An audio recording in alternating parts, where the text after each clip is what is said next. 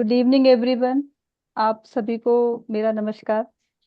And बहुत बहुत स्वागत है आप सभी का हमारे सेकंड डे ऑफ कासा ज्ञान की गंगा tax Navratra 9 days learning series है on the new income tax act 2025। इसमें कल हमारा पहला सेशन था जहाँ पे ट्रांजिशनल प्रोविजन को बहुत ही बेहतर तरीके से प्रकाश सिन्हा सर ने हमें समझाया। एंड हमने देखा था कि ऑलमोस्ट पूरे time approximately 300 participants were there on Zoom. तो आज भी हमें इसी चीज़ की उम्मीद है कि सेशन बहुत अच्छा रहेगा और हमारे साथ इस उम्मीद को हम इसलिए कर पा रहे हैं क्योंकि हमारे साथ हमारे बड़े ही लर्नेड स्पीकर और हमेशा कहते हैं कासा के लिए अवेलेबल रहते हैं Sachin Sinha sir. Thank you so much sir. Thank you ma'am. Again इस पूरे कोर्स को सर ने डायरेक्ट भी किया है, कैसे करना है क्या करना है, तो पूरा सर का कंट्रीब्यूशन रहता है हमारे लिए। तो फ्रेंड्स बिना ज़्यादा टाइम लेते हुए सर का एक ब्रीफ इंट्रो दूंगी क्योंकि अगर मैंने पूरा इंट्रो पढ़ा तो फिर आधा टाइम इसी में निकल जाएगा एंड पार्टिसिपेंट्स फिर कहेंगे ये इनको हटाओ सबसे पहले टाइम जा रहा है। तो friends Sachin Sinha sir is a fellow member of institute having more than 21 years of experience and he is handling various commercial issues in the direct taxes, that is income tax, which is domestic as well as international taxation. He has expertise in setting up of foreign companies and NPOs in India and obtaining the approval of the RBI also. He has completed various certificate course like diploma course from the ICAI on international taxation and transfer pricing, auditing and taxation of non-profit organization, concurrent audit of bank, forensic and fraud detection, and International Fiscal Association Delhi chapter, international taxation transfer pricing course भी sir ने complete किया हुआ है and he has deliberated in more than 600 seminars and webinars across India and overseas on the topic of domestic as well as international taxation. Apart from taking seminars and webinars, he has also written various articles on the same subject matter on various knowledge portals. He is also faculty of institute and other I would say professional forums, and he has also contributed on the books of guidance note on tax audit and international taxation का भी book है CB, वहाँ भी sir का contribution है. He is also faculty of CBDT for international taxation, XLRI Institute of Management and काफी बड़ा intro है.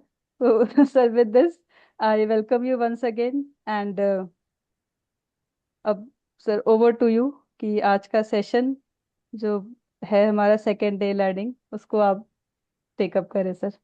Thank you so much. Thank you so much. Thank you so much ma'am for nice introduction and thank you so much to Kasa, Sumit ji, Asha ma'am, Kanika for giving me this opportunity. Although मैंने direct किया है ये पूरा 9 day series में मैंने भी contribute किया है कि इसको कैसे प्लान करना चाहिए। और सुमित जी ने मुझे भी एक रोल दे दिया कि आप भी इतना मेहनत करो तो एक दिन आप भी बोल लो। तो मुझे वैसे अपॉर्चुनिटी भी मिल गई बोलने की। सो मैं कोशिश करूंगा कि जो कल प्रकाश जी ने बेंचमार्क सेट किया है मैं उस पर थोड़ा खरा उतरूं, क्योंकि कल का जो डिस्कशन था वो ज़्यादा टेक्निकल पॉइंट के ऊपर था। अब हम लोग सीधा सेक्शंस के ऊपर फ्लो करेंगे। आज का जो हम लोग का डिस्कशन होगा वो सेक्शन 3, 4, 5, 6, 7, 8, 9, हम लोग ये सब सेक्शंस को कवर करेंगे। आइडिया ये है कि जो चेंजेस हुए हैं या जो न्यू इनकम टैक्स एक्ट है, जैसा ये बताया गया था कि कोई चेंज नहीं है। Old wine in the new bottle. So हम नए एक्ट को पढ़ रहे हैं लेकिन सब कुछ वही है जैसे पहले था। लेकिन जब हम इसको पढ़ेंगे और जब हम इसके चेंजेस को हाईलाइट करेंगे या डिफरेंसेस को हाईलाइट करेंगे तो आपको समझ में आएगा कि कहाँ कहाँ पे क्या चेंज हुआ है, कहाँ कहाँ पे क्या चेंज हुआ है और उस चेंज का क्या इम्पैक्ट आएगा। सो मैं अपना स्क्रीन भी शेयर करता हूँ अभी आपके साथ। Visible to all? Yes sir. हाँ जी okay, sir. Thank you ma'am. So I'll continue in both English and Hindi. Hindi as per the convenience of all the participants. And also, I request everyone, please raise the query in the chat box. I'll after completing one each topic, I'll go back to the chat box and refer to the questions and try to answer those queries then and there. Anyway, post 90 minutes, I'm ready to take the queries from the participants or in any other mode as directed by Kanika ma'am or Asha ma'am. So, proceeding for today's deliberation. As I mentioned, today we are discussing section 3, 4, 5, 6, 7, 8, and 9. 9 I will not covering in detail because tomorrow's session they cover the upcoming speaker will refer to that part, that is business income. So I'll cover the remaining part other than business income. So as I mentioned, 3, 4, 5, 6, 7, 8, 9, nothing much change if you see the headlines, except first point, section number 3, that is earlier it was previous year, now it is tax year. So only one change. 4, 5, 6, there is no there is no change in the heading. In 7, if you remember, we have 7 and 8, two different sections. 7 is for income deemed to be received, and 8 is for the dividend deemed to be received. Now that is clubbed together, and these are in 7 itself. So 8 is earlier, which was 9B, now become 8, and 9 is same, which was earlier in the old Act 9. So starting from section 3, in our discussion, in 9-day discussion, we are not focusing on the changes in the definition part. Why so? Because during our discussion, wherever there are changes in the definition, we will go back and discuss. So we are not kept any discussion separately on the change in definition part. So similarly, here I am doing the discussion on first topic, that is tax year, as reference to section 3 of Income Tax Act 2025. In 1961, it was section 3 or same section 3, but the terminology has been changed. Earlier it was tax year, earlier it was previous year, now it is tax year. So if you see, more or less things are similar. As you remember, in yesterday's deliberation, Prakash sir has already mentioned that wherever the proviso clause are there, so जहां जहां भी proviso clause था, उसको subsection में convert किया गया है, या जहां भी एक्सप्लेनेशन था उसको भी सबसेक्शन में कन्वर्ट किया गया है. तो you can see that those differences here also. So here if you see, the tax year means 12 months period, 12 months period of the financial year commencing from 1st April. So this is in the new law 2025. However, the similar provision, that is 12-month period, was not there in the previous year definition. So from where this 12 months period come from? So if you see section 2 under bracket 9 of section 1961, that is assessment year, that says the 12 months period which start from 1st of April. So 12-month period which start from 1st of April and which is succeeding to the previous year, and then the previous year is defined in section 3. Here it says 12-month period of the financial year. Now the issue is, if you go back to the definition of the financial year, which is not in the act, so you can go to the General Clause Act or the definition as per the which is given in the dictionary also. Financial year itself means the 12 months period. So financial year जहां भी लिखा होगा वो 12 महीने को ही depict करता है. So again 12-month period of financial year, इसकी कोई जरूरत नहीं थी. इन्होंने असेसमेंट ईयर के साथ इसको मिक्स किया है, जिसके कारण ये फिगर वो निकल मम्मा कहती ये थी दूध मंगवाना है। सो देख लो 4 लीटर है तो 4 ही मंगवा लेना। असेसमेंट ईयर के डेफिनेशन में 12-month पीरियड था. 12 असेसमेंट ईयर के डेफिनेशन को इन्होंने हटा दिया, उसके पीरियड को यहां लेकर आ गए, जिसके कारण ये 12 months period of the financial year commencing from 1st अप्रैल. ये आप यहाँ पे भी देख सकते हैं, प्रिसीडिंग द असेसमेंट ईयर लिखा हुआ है, कमेंसिंग और 1st अप्रैल नहीं लिखा हुआ है. उसके बाद प्रोवाइजो क्लॉज स्टार्ट होता था प्रीवियस लॉ में. नाउ प्रोवाइजो क्लॉज, जैसा मैंने बताया, प्रोवाइजो क्लॉज बिकम सबसेक्शन. इसमें दो पार्ट है, पहले भी सेम चीज था. इफ द बिजनेस, सो पहले वाले से डेविएशन है. Generally 12-month period will be considered as a tax year, but where the business is set up during the tax year, then it will be started from the date of starting the business till the end of the financial, till the end of the tax year. Number one. Number two, if any source of income has arisen during the tax year, then it will be counted from that date till the end of the said financial year. Sir 1 minute के लिए बस बीच में interrupt कर रही हूँ, मैं एक या बार श्योर म्यूट श्योर ऑल कर रही हूँ सो दैट कि न्यू एंट्रेंट म्यूट पे रहेंगे, तो आप फिर अनम्यूट कर लीजिएगा अपना ना। ओके ओके ये सर अब okay so one is similar to previous one is the 12 months period. Earlier 12 months period was not there. Financial year term पहले भी था, अभी भी है। पहले प्रीसीडिंग द असेसमेंट ईयर लिखा हुआ था क्योंकि असेसमेंट ईयर होता था, अभी असेसमेंट ईयर का कॉन्सेप्ट खत्म हो चुका है। सो टैक्स ईयर पे सब कुछ चलेगा। So tax year is like previous year, जैसे पहले था। अगर ड्यूरिंग द ईयर में कोई बिजनेस सेटअप हुआ है तो वहां से 12 मंथ, वहां से आपका 31 दिसंबर तक, यानी कि end of the financial year one. And दूसरा क्लॉज ये है कि अगर आपका कोई सोर्स ऑफ इनकम नया ओरिजिनेट हुआ है, सो वो वहां से स्टार्ट होके 31 दिसंबर तक, सो 31 मार्च तक वो कंटिन्यू करेगा। That will the financial year, that is financial year. So यहाँ पे इन्होंने लिखा and ending with the said financial year. This and ending with the financial year is shall be read with both A and B. पहले ऐसा नहीं था क्योंकि ये एक ही लाइन में लिखा हुआ था, इसलिए कुछ अलग से लिखने का जरूरत नहीं था।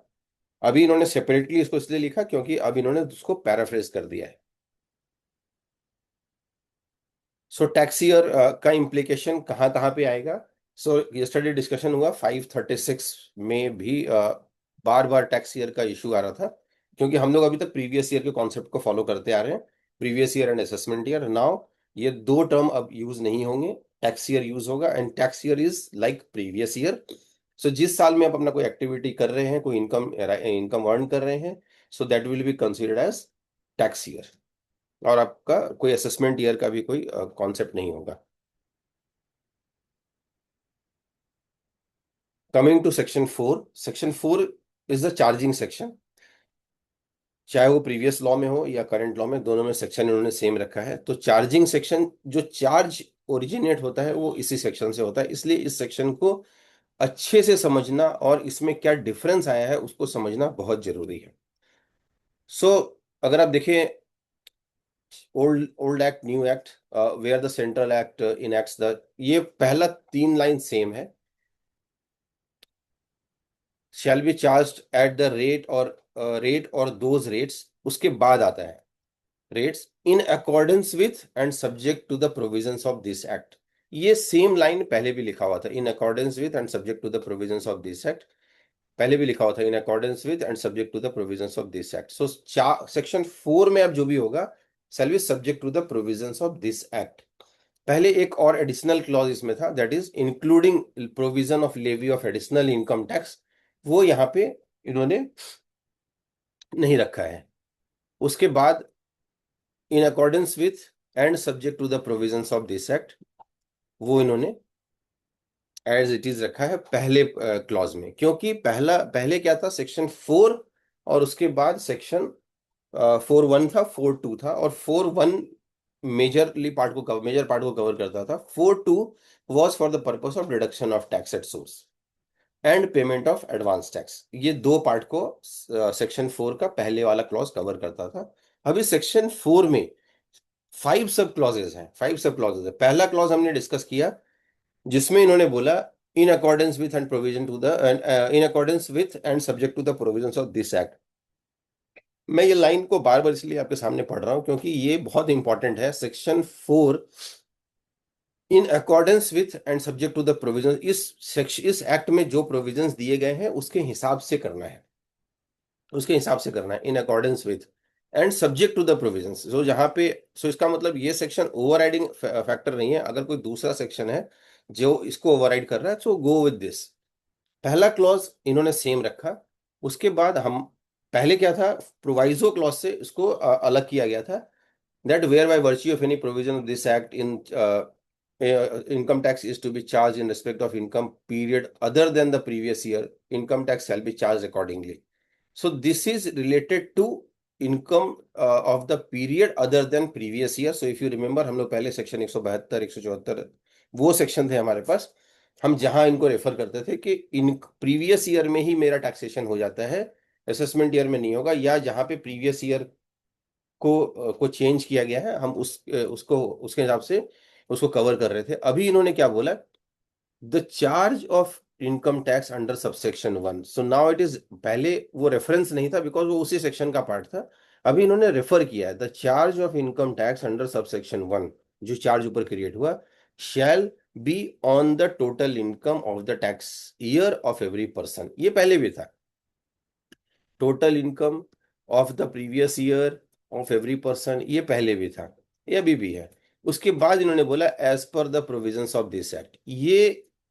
ये क्यों ऐसा हुआ, ये जो लाइन है, जो ये वाला पोर्शन है, and as per the provisions, as per the provisions of this act, यहां पे इन्होंने in accordance with and subject to रह गया।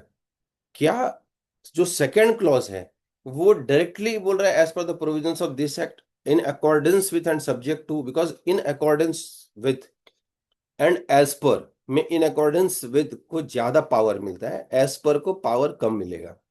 दूसरा, subject to the provisions of this act, subject to the provisions भी आपने हटा दिया, as per the provisions of this act. पहले भी सेकंड वाले क्लॉज में ये नहीं था, क्योंकि वो एक ही सेक्शन चल रहा था, एक ही सबसेक्शन चल रहा था।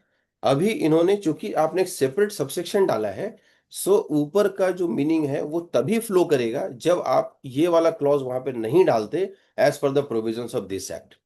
आपने जैसे ये डाल दिया as per the provisions of this act, इसका मतलब जो ऊपर लिखा हुआ है in accordance with and subject to the provisions of this act, ये इसको नैरो डाउन कर रहा है।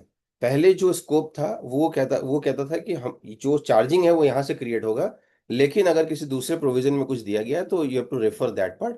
Now it is saying as per the provisions of this act. So what about in accordance with and subject to the provisions, इससे एक impact आएगा definitely, because इससे इसका मीनिंग भी चेंज हो रहा है। आपको सबसेक्शन 2 में भी सेम लाइन को रेफर करना चाहिए था, या जैसे आपने सब charge of income tax under subsection 1 लिखा था, तो आपको as per the provision this act की जरूरत ही नहीं थी, ये यहीं पे खत्म हो जाता, जैसे पहले ये सेक्शन यहाँ खत्म हो गया था। लेकिन आपने जो भी ये मेंशन किया, तो आपको in accordance with and subject to the provisions of this act जरूर मेंशन करना चाहिए। सेकंड, सबसेक्शन 2 जो पहले था वो कहता था in respect of income chargeable under subsection 1. So this is referring to income which is chargeable to subsection under subsection 1. Income tax shall be deducted at source or paid in advance. ये दो चीज के लिए बोलता था, deducted at source और paid in advance. Where it is so deductible or payable, इसका मतलब deducted at source और paid in advance, जहां पे ये deductible है या payable है under the provisions of this act. Clear? अभी इन्होंने क्या बोला सबसेक्शन 5 में, for the income chargeable under this section 1 2 कुछ नहीं, दिस सेक्शन, इसका मतलब रेफरिंग टू 1 2 3 4। उसके बाद आते हैं, income tax shall be deducted और कलेक्टेड एट सोर्स और paid in advance. Where it is so deductible और पेएबल नहीं है, तो क्या मेरा डिडक्टेबल नहीं है तब भी मुझे डिडक्ट करना है, क्या मेरा पेएबल नहीं है तब भी मुझे करना है, ये चीज कुछ नहीं बोला इसमें।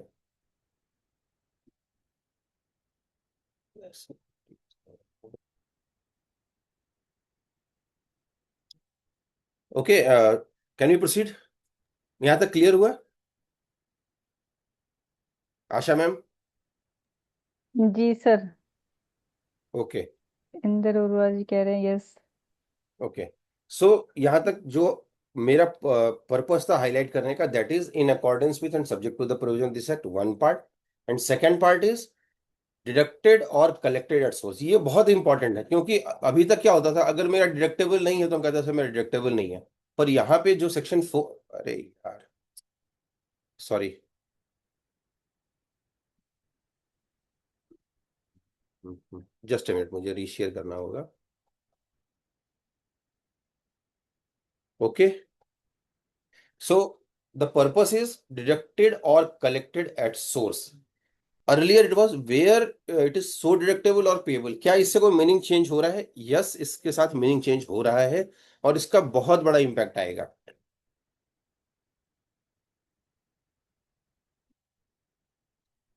ओके, सो जब भी हम लोग टोटल इनकम की बात करते हैं तो टोटल इनकम ऑलरेडी डिफाइंड है। पहले सेक्शन 2 अंडर ब्रैकेट 45 में डिफाइंड था, अभी सेक्शन 2 अंडर ब्रैकेट 108 में डिफाइंड है। सेम लैंग्वेज, कोई चेंज नहीं है। सो टोटल इनकम में कोई चेंज नहीं है। पर्सन का डेफिनेशन भी सेक्शन 2 अंडर ब्रैकेट 31 में था पहले, अभी सेक्शन 2 अंडर ब्रैकेट 77 में है। इसमें एक इंपॉर्टेंट चेंज है जो मैं आप लोगों के साथ शेयर करना चाहता हूं। अगर आप पहले का प्रोविजन देखेंगे तो 31 में 1 2 3 4 5 6 एंड 7, अभी भी इन्होंने अप टू जी रखा है। So ABCDEFG same provision up to G. उसके बाद यहां तक खत्म हो जाते थे पहले। उसके बाद ये लिखा हुआ था पहले वाले लॉ में, explanation for the purposes of this clause an association of person और बॉडी ऑफ इंडिविजुअल और लोकल अथॉरिटी और an artificial juridical person shall be deemed to be person, shall be deemed to be a person. उसके बाद comma देके लिखा हुआ है whether और नॉट सच पर्सन और बॉडी और अथॉरिटी और जुरिडिकल पर्सन वाज फॉर्म्ड और established और incorporated with the object of deriving income profit और गेन। अब इन्होंने क्या चेंज किया इसमें, जो पहला जो मैंने येलो कलर किया है और अप टू ग्रीन कलर, वो उसको इन्होंने हटा दिया। अब इन्होंने स्टार्ट किया कैसे, वेदर और नॉट ऊपर वाले सभी के लिए अप्लाई कर रहा है, क्योंकि पहले एक्सप्लेनेशन दिया, अब ऊपर वाले A to G, अब यहाँ पे लिखा वेदर और नॉट। फिर रेफर कर रहा है किसको, N association of person, body of individual, local authority, artificial juridical person, ये चार कैटेगरी डिफाइन रेफर कर रहा है। वॉज फॉर्म्ड वॉज फॉर्म्ड और established और incorporated with the object of deriving income profit और गेन। सो इन्होंने बेसिकली इसको नैरो डाउन कर दिया। और जो पहले डेफिनेशन, जो पहले एक्सप्लेनेशन में लिखा हुआ था shall be deem to be person, इसका मतलब ये they are not person by their own, they are person with the deeming fiction. अभी इन्होंने वो चीज बोला ही नहीं कि shall be deem to be a person, हटा दिया। इसका मतलब now they are trying to say कि they are all falling under the absolute terms of person, and no need to make them deemed to be a person. So dimming fiction से जो पहले आप चार कैटेगरी को लेकर आ रहे थे, चाहे वो एसोसिएशन ऑफ पर्सन हो, बॉडी ऑफ इंडिविजुअल्स हो, local authority, artificial juridical person, अब आपको shall be deemed to be a person, इसकी जरूरत नहीं है। Now you are coming directly, ये भी इशू आएगा क्या। Now you are trying to say कि पर्सन, जो ये चार कैटेगरी में, they are also falling under the direct definition of person, और they are person by way of dimming fiction. So definitely इसके ऊपर डिटेल में भी डिबेट होगा। नॉन रेसिडेंट को भी यहाँ पे डिस्कस करना इसलिए जरूरी है बिकॉज हमारा सब्सिक्वेंट सेक्शन में नॉन रेसिडेंट के ऊपर भी डिस्कशन होगा। सो एक जो इस वाले एक्ट में बार बार ये चीज आप लोग के पास आएगा, अगर आप देखें तो डेफिनेशन में प्रीवियस ईयर आ रहा है, this is the definition of non resident. So, as per 1961, the definition of non-resident means a person who is not a resident. And for the purpose of the 92, 93, 168 includes person who is not ordinary a resident. उसके बाद लिखा within the meaning of section 6 subsection 6। अब इन्होंने क्या change किया, more or less similar है। non-resident means a person who is not a resident, and for the purposes of section 161, 174, 312 includes a person who is not ordinary resident as per section 613।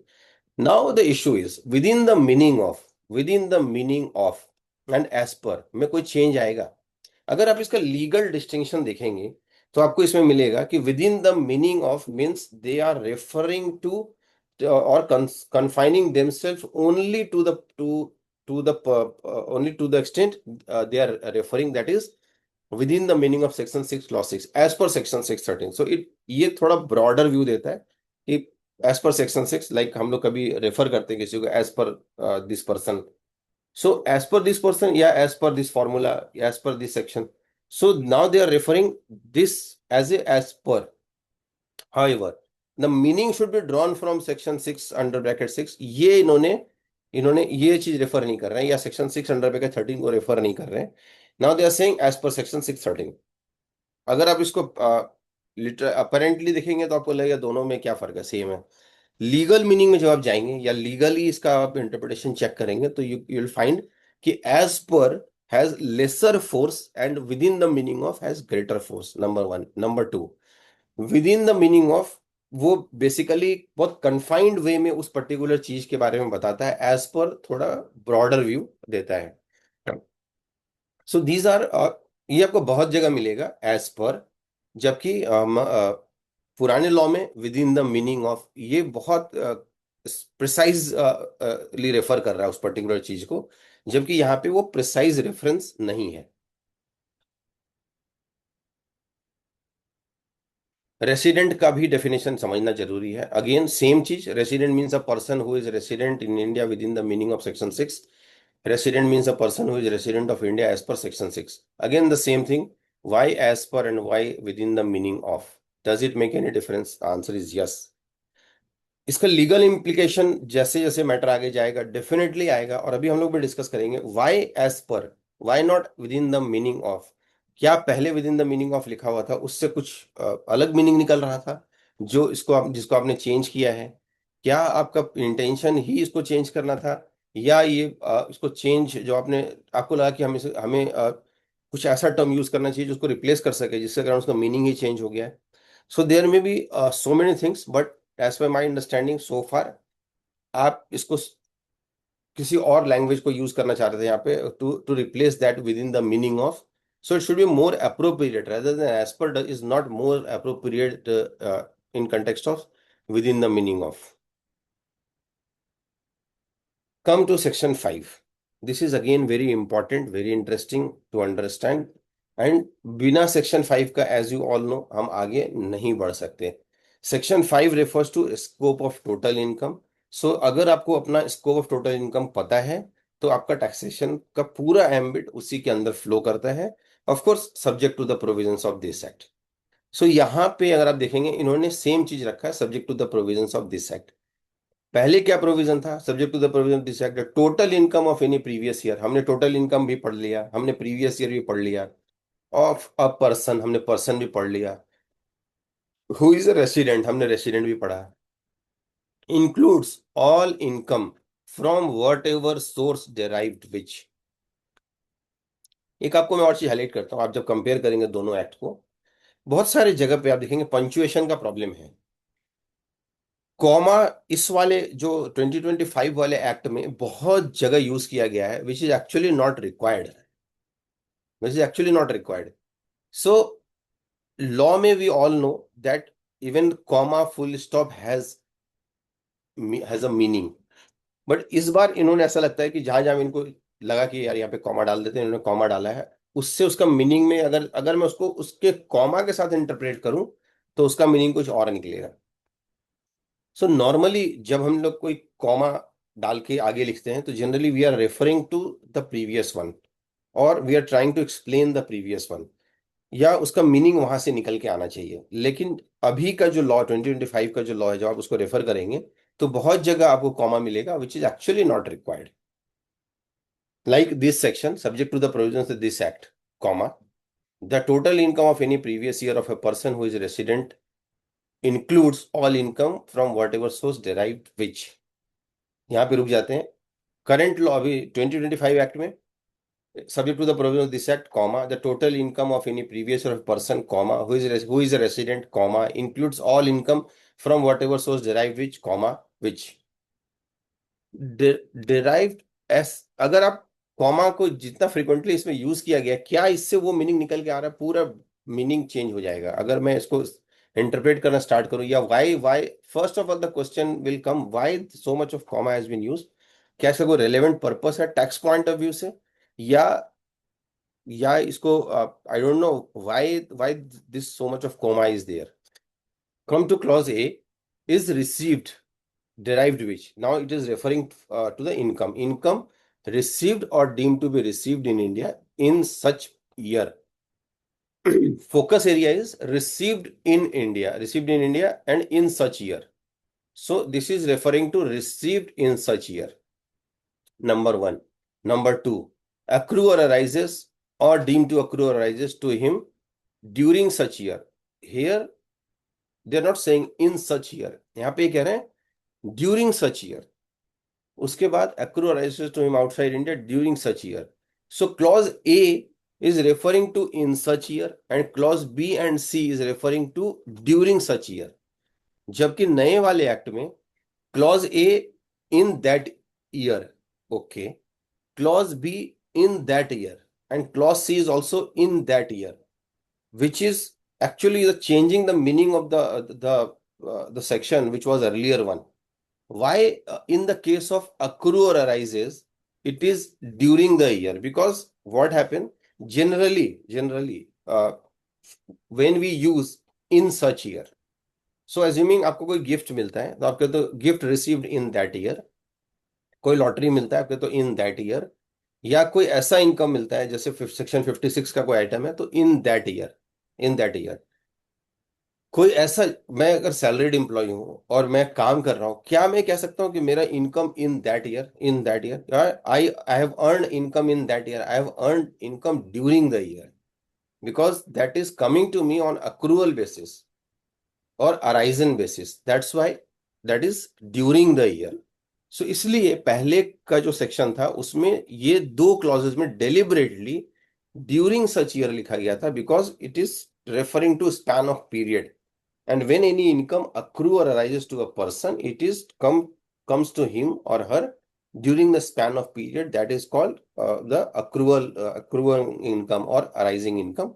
If any gift, if any lottery or any item which is falling under section 56 to 10, then you can say that it is received, because when it is taxed on the receipt basis, you are saying received in such year or received in that year. So now अभी इन्होंने क्या किया, इसको match कराने के लिए कि इनको लगा कि पहले वाले में अगर इन दैट ईयर है तो ये ज्यादा सिमेट्रिकल लगेगा अगर हम सब में इन दैट ईयर कर दें। ये हम लोग का ये एक्सपेक्टेशन था कि शायद इस वाले बजट में इस तरह का जो भी क्लैरिकल मिस्टेक है इनको ये इस पर ठीक कर लेंगे, बट इसके ऊपर इन्होंने कुछ भी डिस्कशन नहीं किया, तो आई बिलीव कि इनका इंटेंट ही यही है। Now the issue is accrue arises in that year. Can we say income accrue arises in that year? So again वही इशू आएगा। अगर आप बहुत सारा judgement you can refer where they are saying that when why accrual arises whenever it is referred as during such year. एक view ये भी हो सकता है कि पुराने लॉ में ऐसा था इसलिए है, इसको हम चेंज करना चाहते हैं, बट अगर आप इसको चेंज करना चाहते हैं तो क्या इससे कोई मीनिंग में चेंज हो रहा है या इससे कोई मीनिंग में चेंज नहीं हो रहा है, या आपका कोई इंटेंट ही डिफरेंट, या आपका कोई इंटेंशन ही ऐसा कि मैं इसको चेंज करना चाहता हूं? क्योंकि in that year means accrue in that year, accrue in that year और accrue during such year. So of course थोड़ा इसको भी आगे इंटरप्रेट करने की जरूरत है। ऑफ कोर्स ये मैटर जब भी फ्यूचर में कोर्ट में जाएगा या किसी भी हायर अथॉरिटीज में जाएगा तो डेफिनेटली इसको इंटरप्रेट किया जाएगा। Why this terminology has been change from during such year to in that year, definitely ये डिस्कस होना चाहिए। एज आई मेंशन, पहले प्रोवाइजो क्लॉज था, अभी इन्होंने प्रोवाइजो क्लॉज को हटा दिया है। सो क्लॉज उसके बाद इन्होंने इन दैट ईयर, उसके बाद लिखा जो पहले था, पहले जो प्रोवाइजो क्लॉज था वो सेक्शन सी को ही रेफर कर रहा था, सेक्शन सी को रेफर कर रहा था। तो इस बार इन्होंने सेक्शन सी के कॉन्टिन्यूटी में ही वो प्रोवाइजो क्लॉज को इंक्लूड कर दिया, क्योंकि पहले कई बार ऐसा लगता था पढ़ के सेक्शन इसको प्रोवाइजो क्लॉज को कि ये तीनों के लिए अप्लाई होगा, तीनों के लिए अप्लाई होगा, that in the case of person not ordinary resident in India within the meaning of section 6 of subsection 6, the income which accrue arises to him outside India shall not be so included unless it is derived from a business controlled in or profession set up in India. अभी इन्होंने सी के साथ इसको लिखा है because it is शुरू से ही ये सी का ही पार्ट था, तो अब ये क्लैरिफाई हो गया कि भाई ये सी में ही इसको पढ़ना है, ए और बी में इसको नहीं पढ़ना है।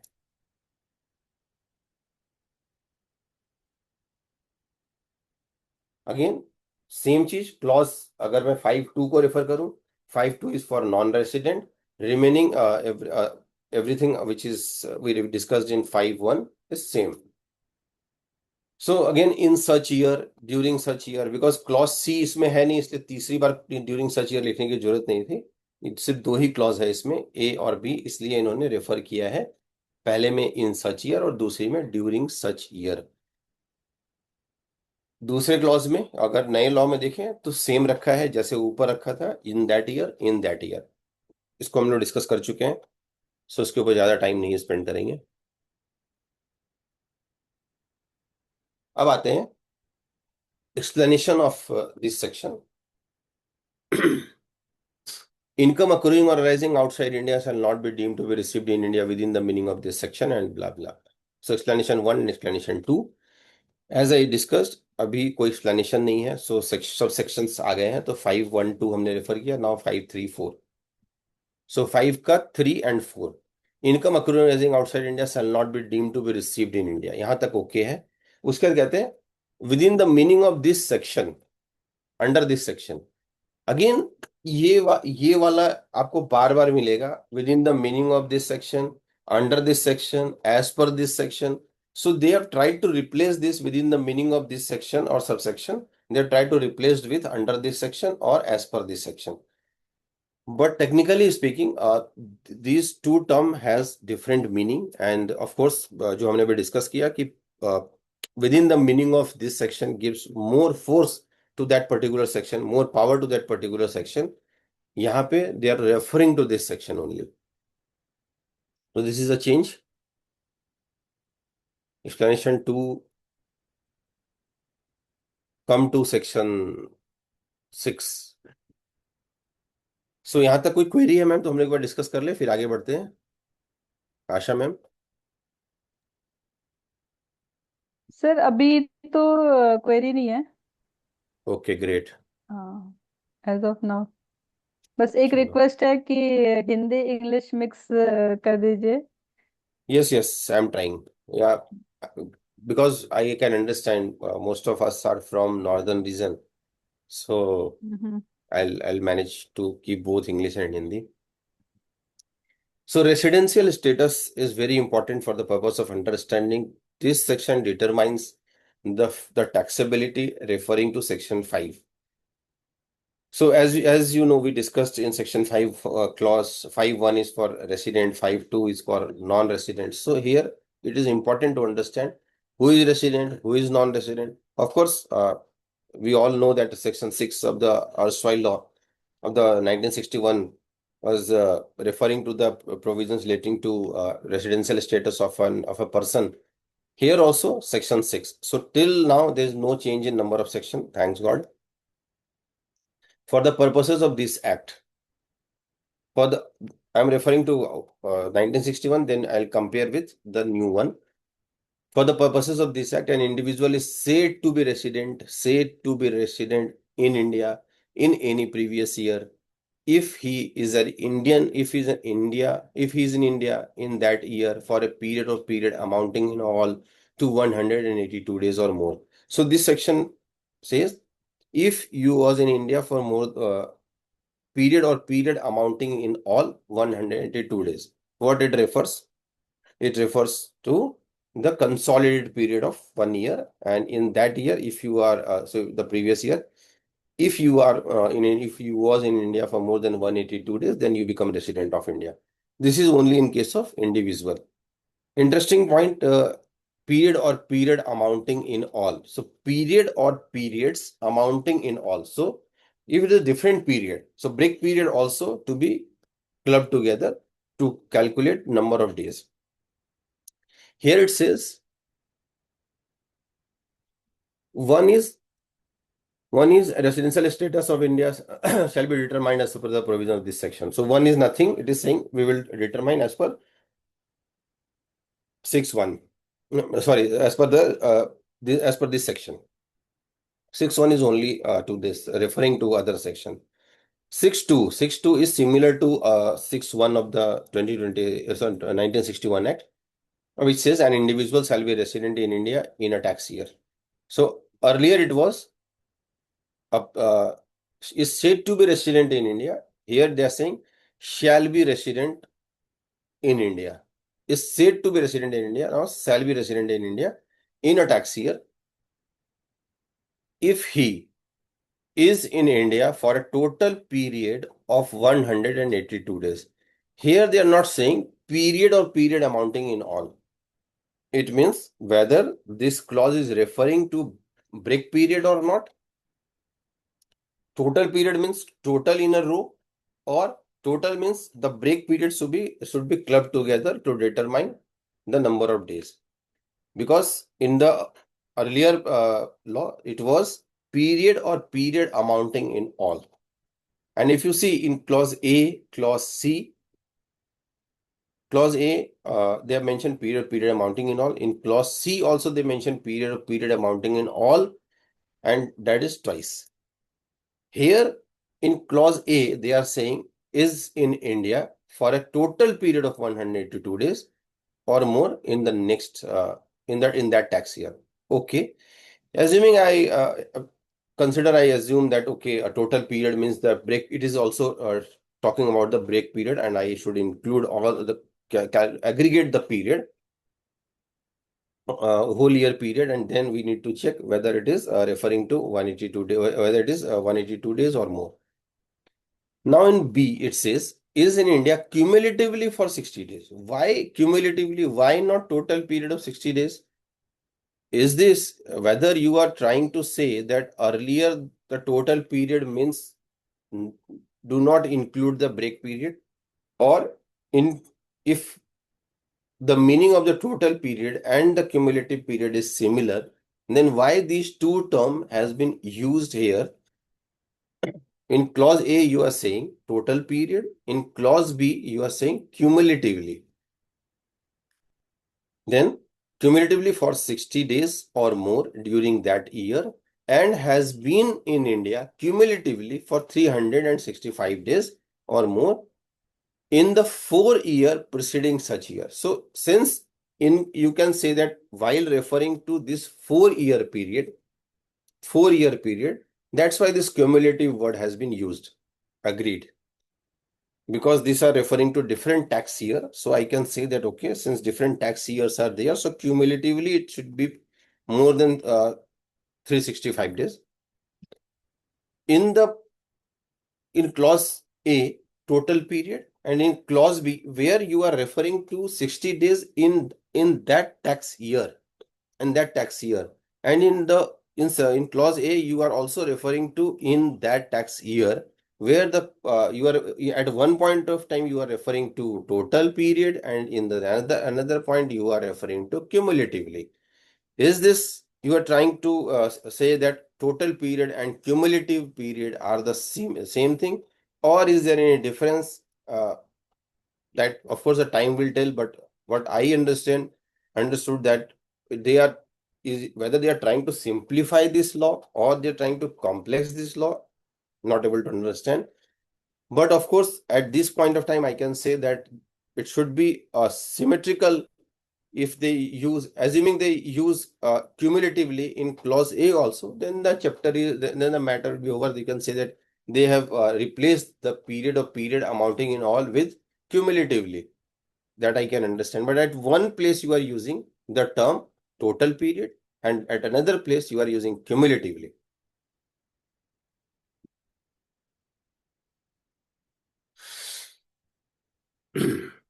Come to explanation, because you all know section 6.1, post section 6.1 earlier, the explanation was there, and this explanation was referring to being a citizen of India. Being a citizen of India. This is in case of individual. Being a citizen of India who lives in India in the previous year as a member of the crew, this, or for the purposes of employment, outside India. The provisions of subclause C means what we discussed here, 60 days, 365 days. The C shall apply in relation to that year as if the word 60 days shall be replaced, 60 days occurring therein shall be replaced with 182 days. So this was again a discussion that when you are saying that if the person is outside India for the purpose of employment, or he is a citizen of India and leaves India for the purpose of as a crew member, then you are saying that 60 days should be replaced with 182 days. If I replace this 60 days with 182 days, it will automatically satisfy the condition as mentioned in A. Then why we are testing C? And if not satisfying, if even after replacing it is less than 182 days, then no need to go to A. Even C is also does not apply. So I think considering this, they also said this, okay, this clause is not required to be mentioned because so if you see in here clause B is there 2B 6(2)(b), which has been removed in the subsequent part. Here also they are saying the provision of subsection 2B. 2B means this one 2B. 2B shall not apply in the case of an individual who is a citizen of India. So 2B shall not apply because it is not actually not applicable. Because if you are changing the period by 60 to 182 days, then you will again go back to 1 because 1 is also saying that if you are exceeding 182 days, so it satisfies 1, then no need to go to B. So here it says 2B shall not apply in the case of an individual who is citizen of India and leaves India in any tax year. Same thing as a member of the crew of an Indian ship as defined in this, or for the purposes of employment outside India. Same thing, but now they have removed this clause because if this is the condition, 2B is not required. 2B is not required. Now come to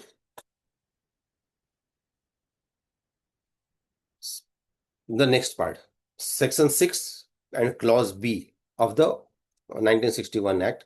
It says being a citizen of India or a person of Indian origin within the meaning of this, who being outside India comes on a visit to India and so on. So these two terms, being a citizen of India, number one, and number two, being outside India. Being outside India means the person who is outside India and now coming to India. Being a citizen means the person who is a citizen. So here they are changed this by saying being a citizen is not required. Who is a citizen? Person who is a citizen of India, then this clause will apply. And who is being outside India? So that being outside India is still there, comes on a visit to India because when you will come to India, if you are being outside India, then only you come to India. Comes on a visit to India. So remaining portion is similar to earlier one. So this is important that here they have removed this being a citizen, but they have kept this being outside India because it was actually required here. Where a person referred to subsection 4. So if you see in clause B, there second part also that if you have income more than 15 lakh and then the 60 days is to be replaced with 120 days. So similar provision they have kept in section 6 under bracket 5 where they are saying that where the person referred to in subsection 4 has total income exceeding 15 lakh rupees, this. So this is actually coming from clause B. Now it is section 6 under bracket 5. Important to understand here, section 115C E, because this clause is saying being a citizen of India or a person of Indian origin. So this is actually referring to a person of Indian origin and within the meaning of explanation to clause E of section 115C. So it is actually defined in section 115 capital C under bracket E. So I've taken this from there only. This term says explanation. A person shall be deemed to be of Indian origin if he or either of his parents or any of his grandparents was born in undivided India. So the law says, if this is so, the person is deemed to be of Indian origin. Just say, shall be of Indian origin. It says, shall be deemed to be of Indian origin. Now, that deeming provision done away. They are saying a person of Indian origin means an individual who or either of his parents or any of his grandparents who born in undivided India. So you can see the difference. Earlier, a person shall be deemed to be of Indian origin. Whether deemed to be of Indian origin if he satisfies this. Now they are saying the person of Indian origin means. So now they are coming with a more absolute term and no deeming fiction is required. More absolute term is there. This means this. So earlier it was in section 115C, so not in the general section.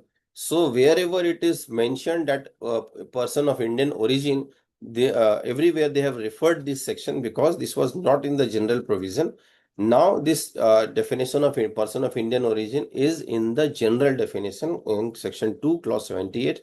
So wherever the definition, wherever the term in person of Indian origin is given, no need to go. So you can refer to the section which is given in section definition which is given in section 2 under bracket 78.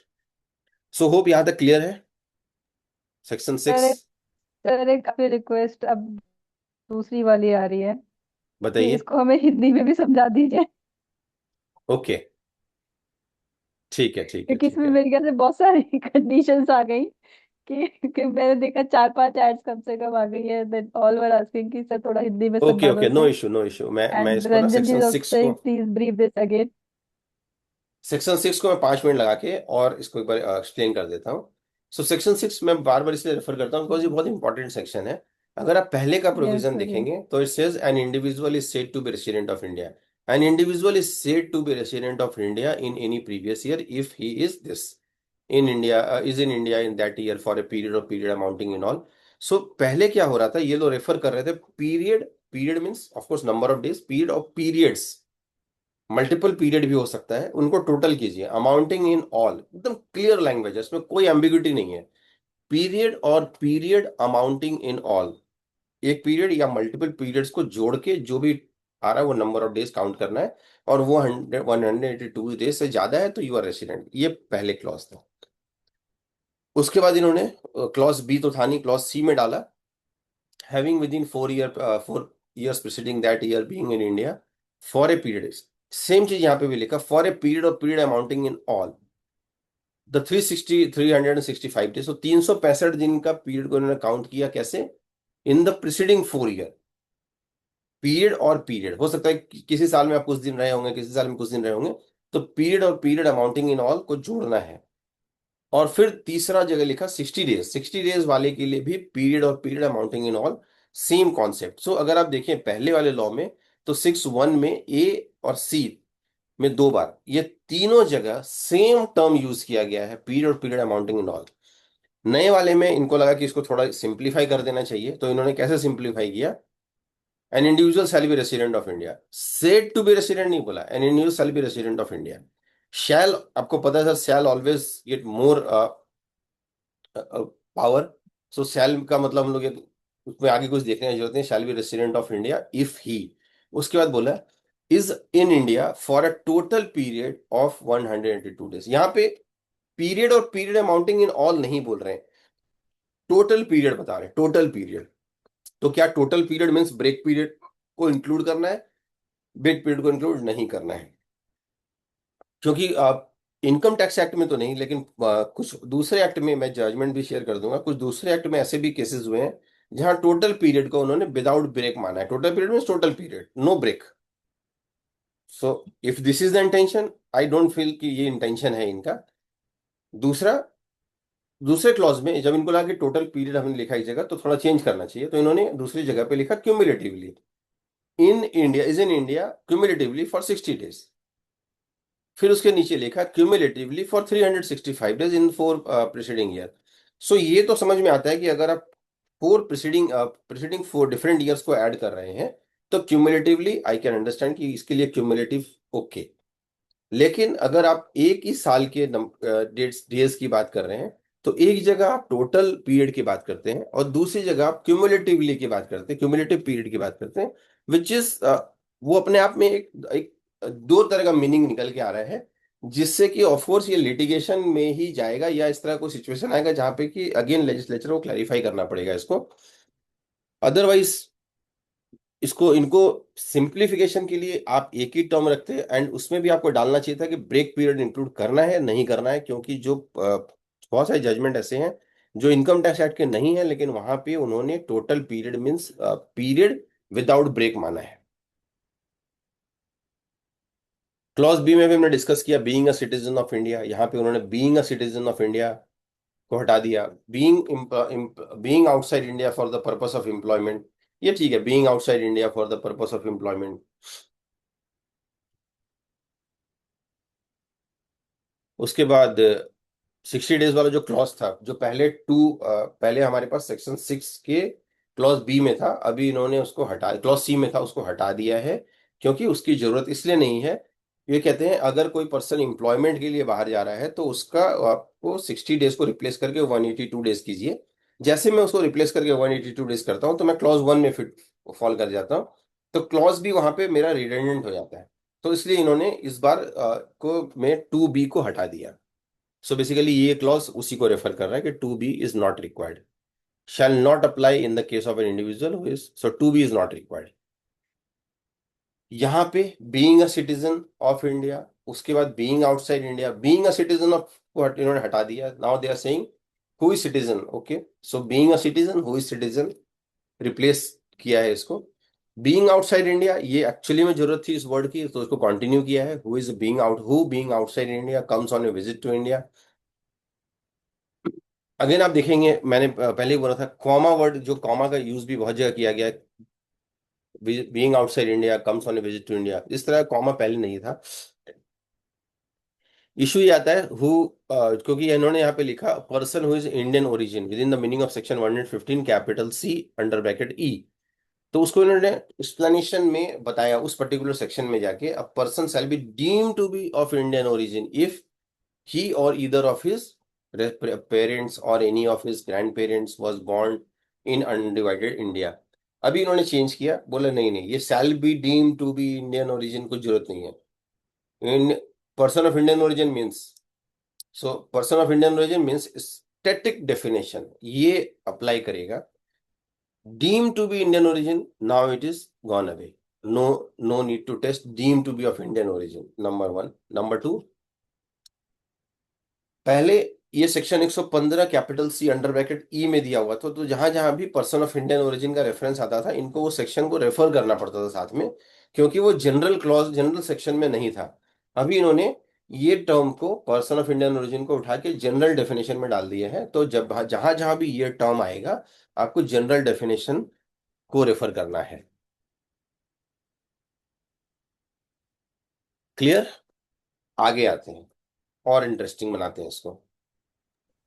For the purposes of this clause, यहाँ for the पे purposes, query है Prasanna ji hmm, की, is there any emphasis on the difference between being a citizen and who is a citizen? अभी जो हम पढ़ रहे थे उसमें। हाँ हाँ, यस यस, मैं वही उसी पे आ रहा था। सो बीइंग अ सिटीजन, जहां भी आप रेफर कर रहे हो, तो एक्चुअली वही अभी मैंने बोला कि जहां भी being a citizen, why it is so, can we replace this with who is a citizen of India, a person who is citizen of India. Being a citizen of India means क्या, अभी अभी उसको होना है a person who is citizen of India, या वो citizen continue कर रहा है being a citizen of India. So technically जो रिप्लेसमेंट है वो ऐसा लग रहा है कि इसको इंटरचेंज किया, मतलब वो इस वर्ड को रिप्लेस किया गया है, but having the similar meaning as per my understanding.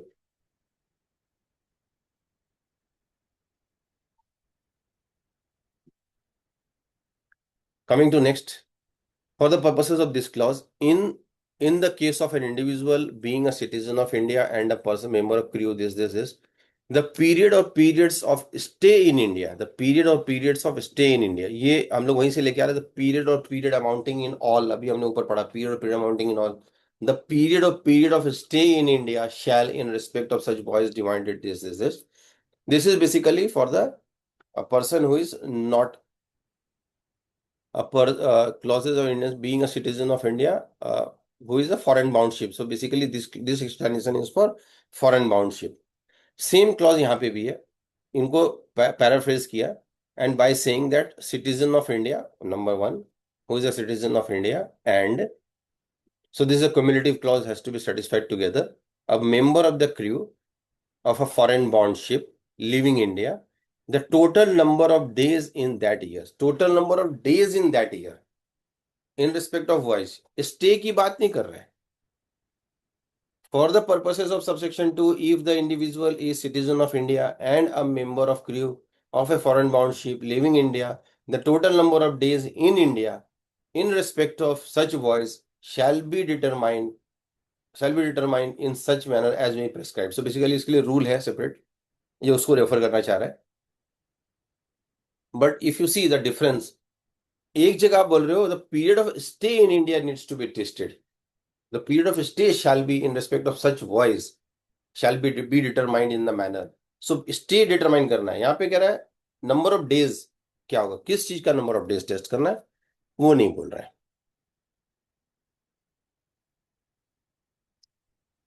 Further not standing anything content in clause 1. सो अभी नॉट स्टैंडिंग विद जहां जहां भी था not standing anything, not standing वो हटा दिया इन्होंने, इररेस्पेक्टिव वर्ड यूज किया है. Being a citizen of India having total income of other than income from foreign source exceeding 15 lakh rupees during the previous year. During the previous year, अभी इसको change करके during the tax year, which is good, वो tax year ही होगा. Other than that income from foreign sources. So nothing change, more or less similar, only paraphrasing has been done.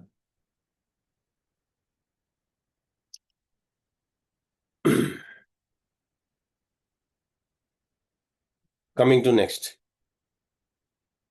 इसमें कोई change नहीं है, जो HUF का clause था वो सेम है. कंपनी के केस में yes there is one change. So company के केस में as we all know section 6 under bracket 3 was earlier in the earlier act which says a company is said to be resident in India in any previous year if it is an Indian company, number one. Number two, or it is its place of active management in that year is in India. उसका explanation दिया, what is the meaning of place of active management, and it says means a place where the key management and commercial decisions that are necessary for the conduct of the business of an entity as a whole. Entity as a whole. Here that they have used this word, business of the company as a whole. Whether the company and entity are are same word, or is there any change? Whether every entity is a company or whether every company is an entity. So yes, I can say that every company is an entity, but not necessary every entity is a company. Entity may be anything else, even partnership firm is also entity. Even any other body corporate or any sort of organization, you can say that there is an entity, whether company or not, that is not necessary. But when we refer to the definition of company as per the Income Tax Act, it says company means the company incorporated in India, number one, as per the definition, as per the Companies Act. And number two, it is a body corporate incorporated outside India under the provisions of the law of that country. So if any entity which is incorporated outside India, as per the provisions of that country, is said to be a company in India. What if it is not a corporated body? But what if it is not a corporate or not incorporated outside India under any law? Whether still it is an entity, answer is yes. Whether it is a company, answer is no. So through this, they are earlier version was of an entity was more wider term. Now the company is very, very narrow term, which is referring to only company as defined. Because you can see that earlier entity was not defined anywhere, but it says of an entity as a whole. Now they are saying the company as a whole are in substance made.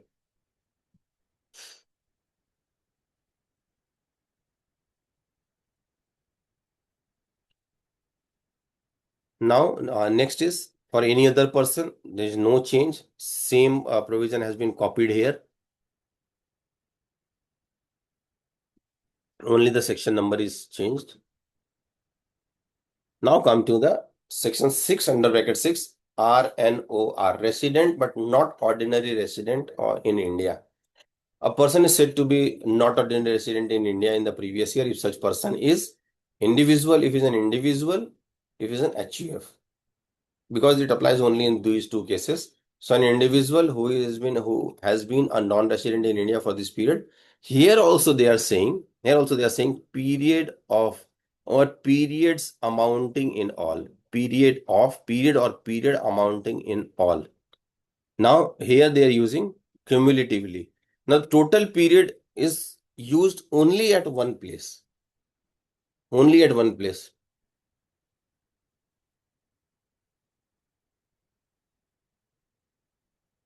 Now they are saying using cumulatively. So cumulatively they've used in this subsection 13 of section 6. Further, no change.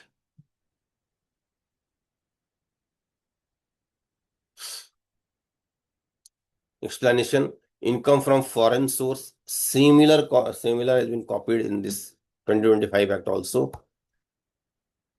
Now come to 7. 7 is in respect of income deemed to be received. Income deemed to be received. If you remember, we have 7 which says income deemed to be received, and 8 which says dividend income. So these two was there. Income deemed to be received and dividend income. These two are the different sections, section 7 and section 8.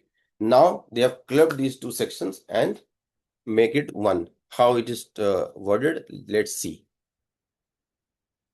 The following income shall be deemed to be received in India, deemed to be received in the previous year, and then 1, 2, 3. One is annual accretion in the previous year in the balance of the credit of an employee participating in the recognized provident fund.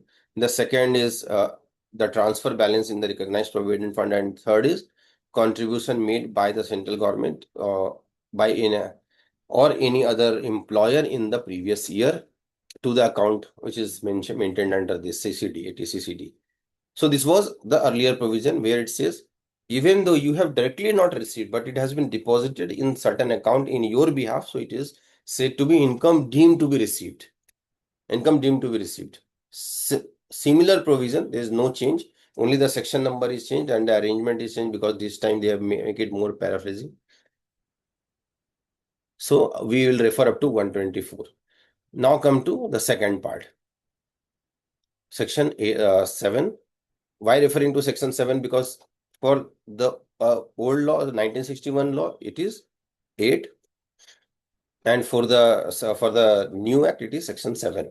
It says, for the purposes of the inclusion of the total income of an SSC, any dividend declared by the company or distributed or paid.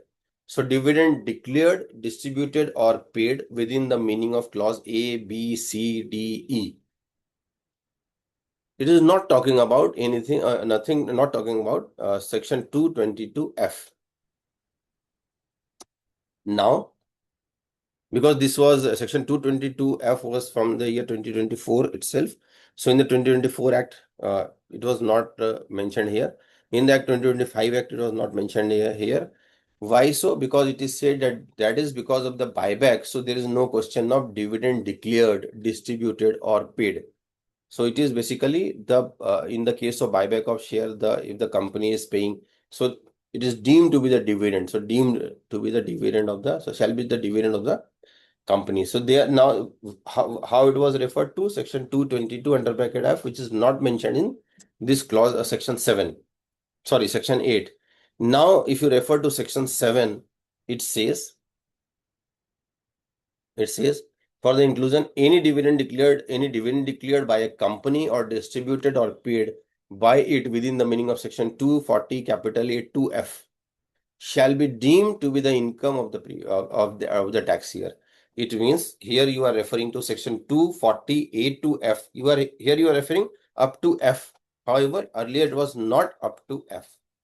Although now you can say that section 222 F is also not there. So F clause is anyway omitted, so it is not required to be tested. I also agree with this, but this provision was there before the amendment of section budget 2026.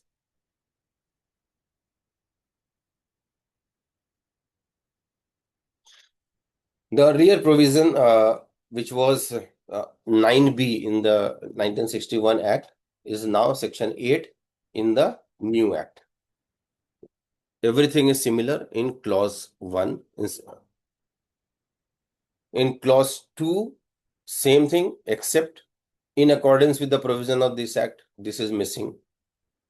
again we'll presume that okay, whatever we are doing as in accordance with the provisions of this act. But this has to be mandatorily prescribed by the lawmakers that it should be in accordance with the provisions of this act. But this is missing here. In clause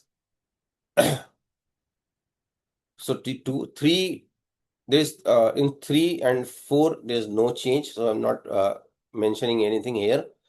5, I'm comparing with this the current 5. 5 says every guideline issued by the board under subsection 4, because as you know, this was a complex section, so they said we will come with the guideline in case of any difficulty. And then they said every guideline issued by the board under this subsection, under subsection 4, then comma, shall, comma, as soon as may be after it is issued, comma, be laid before each house of the parliament and shall be binding in the income tax authorities and on the SSC. Excellent. Now, they have made certain changes by elaborating in more better manner. Let's see, is there any change in this section or not? So, if you see, every guideline issued by the board under subsection 4, as referred to in this earlier clause also, shall be laid before each house of parliament. Up to here, it is okay. Then it says, while it is in session, okay. So now they are adding something that we will present only when it is in session. If the session is not there, we will not present. Okay. Session, when it is in session, for a total period of 30 days, which may be comprised in one session or in 2 or more successive sessions. It means the total period of 30 days should be there. Earlier, it was not mentioned anywhere for 30 days. Before the expiry of the session, immediately following the session of the successive section aforesaid, both houses agrees in making any modification in this guideline shall be modified in form. So whatever they are trying to explain in better manner, that which type of session going on, then when we will present, how many number of days the session should be going on, and if it is break period, how it is, how we will do in the succeeding sessions, we will consider. Very interesting. But unfortunately, they failed to mention that this shall be binding. It shall be binding on the income tax authorities and the SSC. They have mentioned everything, but they failed to mention and shall be binding on the income tax authorities and the SSC. So can we say that even though this guideline is being prescribed, you are prepared to remove the difficulty, you have presented before the both house of the parliament, and then whatever conditions are there, you have already satisfied those conditions. Can we say that it is not binding to me? Because earlier section in the earlier act, you categorically mentioned that it shall be binding on the income tax authorities and on the SSC. Now you are not saying such type of thing. Can we say that it is not binding, or is there any other meaning of this that needs to be tested? Interesting difference is there. Apart from this, that the term reconstitution. Just a minute. I need to charge the laptop.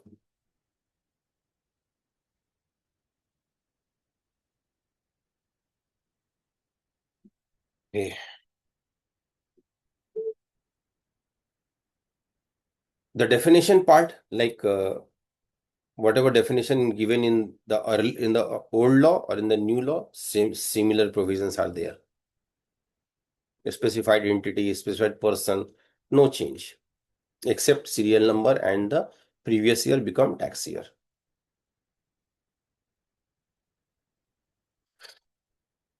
Nine, although it is being taken care by the tomorrow in the tomorrow session, but I'll briefly touch upon the important highlights.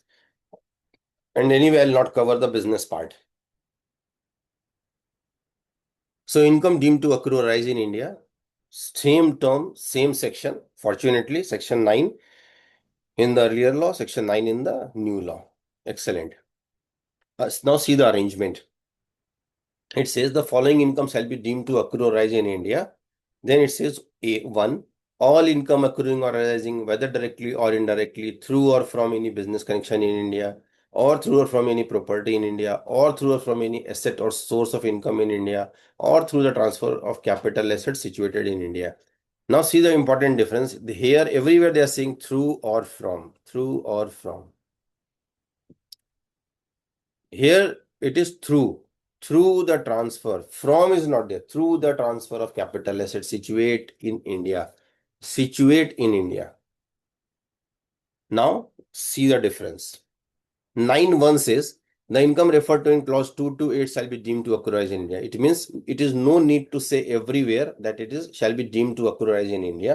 Although unfortunately or fortunately, they have in every sub clauses they have mentioned shall be deemed to occur in India. Even if you have already mentioned in subsection 1 that section falling under 2 to 8 shall be deemed to occur in India, no need to mention in each subsection that it shall be deemed to occur in India. Anyway, so the income accruing or arising directly or indirectly, up to this it is okay. Through or from, this is okay. Now they have paraphrased this A, B, C, D. A is any asset or source of income in India. So if we read through or from any asset or source of income in India, matching with the earlier one. Through or from any property in India, matching with the earlier one. Through or from any business connection in India, matching with the earlier one. Through or from the transfer of capital assets situated in India, not matching. Because earlier section was saying through the transfer of capital assets. Now you are saying through or from the transfer of capital assets situated in India. Does it make any difference? The second part is here you're saying capital assets situate in India. Here you're saying situated in India. Is there any difference? You can say that situated doesn't matter, but okay. Whether the term through or from or adding from in the last para, that is transfer of capital asset, does it make any impact on the taxability of the transaction? The answer is yes.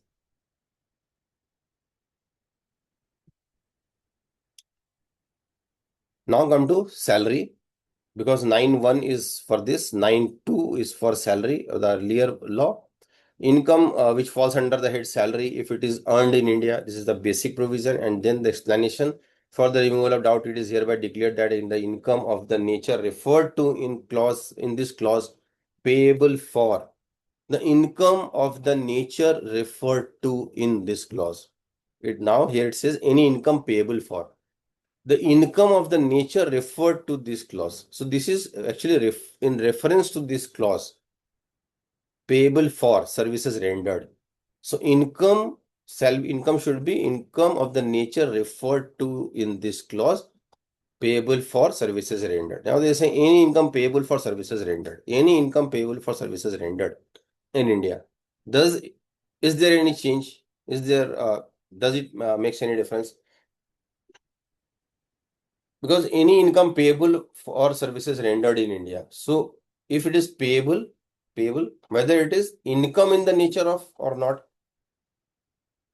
earned in India. So first they're saying any income falling under the head salary earned in India, and any income payable for services rendered in India, and the rest period is this. So does it make any change that any income payable for and income of the nature referred to in this clause? Because it is again more specific, because it is saying income of the nature referred to in this clause. However, here they are saying income payable for. There is no reference, there is no nature needs to be tested. If it is income payable for the services rendered, it is covered. Whether it is in the nature of income of the nature referred to in this clause, that needs to be tested. Now you can say it is not required to be tested. It gives more broader view, and earlier one was more specific, more precisely reference to the salary income, which is against the services rendered. Deemed to accrue in India. Dividend there is no change. Dividend shall be paid by an Indian company outside India. Here they are same thing, no change. Interest, again, a person who is resident of India. Now they are saying no need to say person who is resident of India. A resident. Is there What is the meaning? What is the impact? A person who is a resident of India, comma, except where the interest is payable, this for the purposes of. Here it is interesting to understand for the purposes of. For the purposes of. And here you are saying for the purpose of.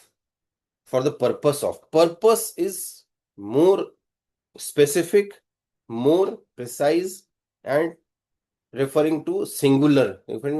However, for the purposes of means broad term, maybe considering to plural also. For the purposes of earlier law. Now they are saying for the purpose of.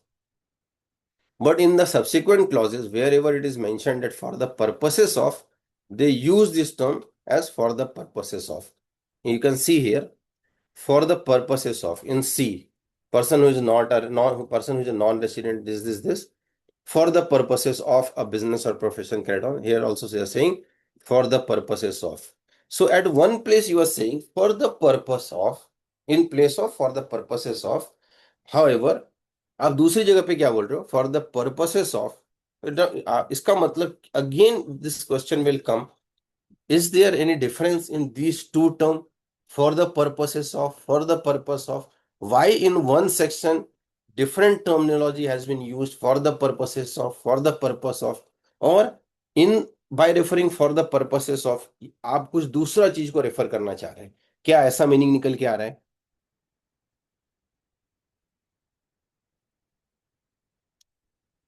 Okay, for the purposes of we discussed just now. Will not go into detail because tomorrow Anshul sir will cover this. The definition of royalty more or less similar, except the one term which is used is or grant of, the transfer or grant of. Earlier the term was the transfer of all or any right. Now they're saying transfer or grant of all or any rights. Wherever the transfer is there, the or grant of they've used. Or grant of.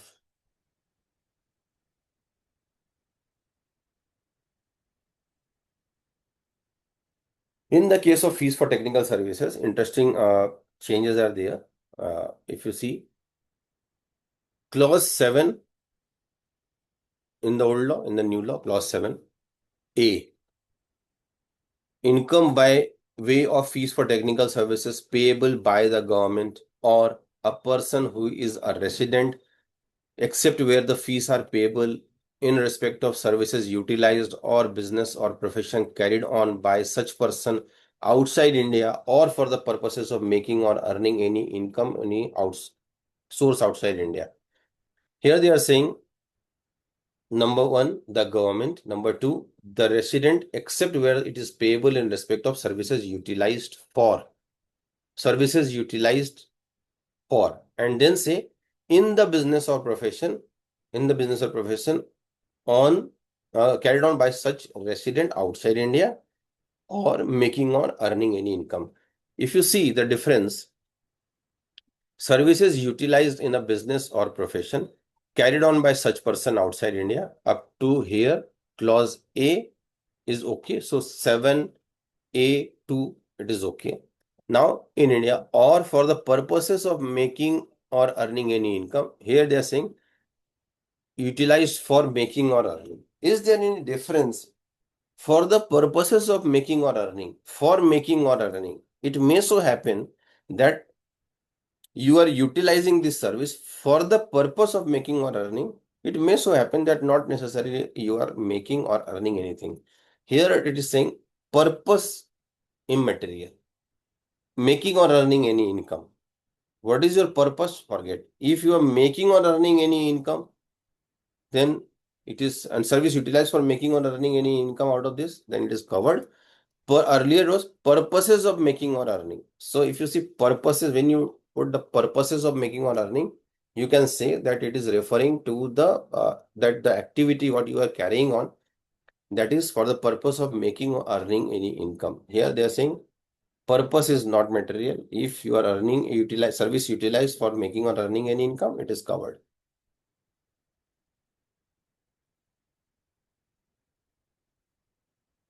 The definition part. Now see this. This is interesting. And after this, we will go for the Q&A. I'll take up all the queries. So एक बार ये complete कर लेते हैं, फिर questions को भी हम लोग लेंगे. सो ये जो क्लॉज है सेक्शन 9 का, क्लॉज 8 को रेफर कर रहा है. Income arising outside India being any sum of money refer to in being any sum of money refer to in clause 17A of clause sub clause 17A of clause 24 of section 2. So basically ये income का जो definition दिया हुआ है 224 में, उससे clause 17A को refer कर रहा है, जिसमें ये बोल रहा है any sum of money referred to in that section paid by a person resident in India,